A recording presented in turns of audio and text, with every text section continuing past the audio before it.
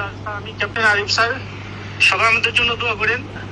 এখানে স্যার 4-5 জন মারা গেছে স্যার, ওয়ান ইজ আইডেন্টিফাইড, আমরা ওকে চিনতে পারছি না স্যার, এবং বেশ কয়েকটা 4-5টা বোমিং হয়েছে স্যার।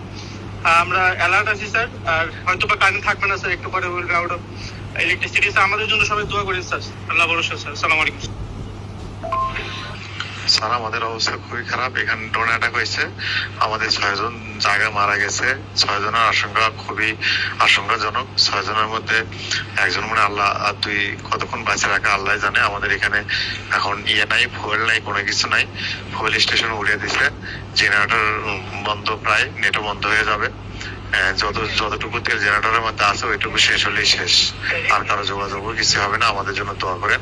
আমি আছি ভালো, কি বলবো এখন, বাকিটুকু আল্লাহর ইচ্ছা স্যার।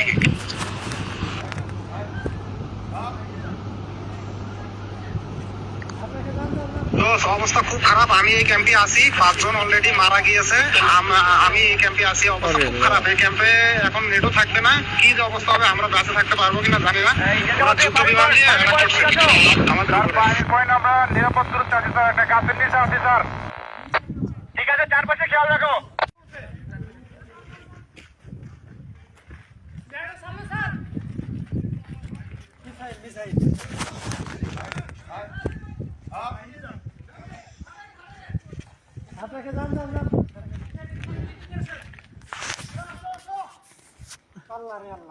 আরে আল্লাহ, পানির পয়েন্ট ঠিক আছে স্যার? পানির পয়েন্ট আমরা নিরাপদ দূরত্বে আছি স্যার, একটা গাছের নিচে আছি স্যার। ঠিক আছে, চারপাশে খেয়াল রাখো।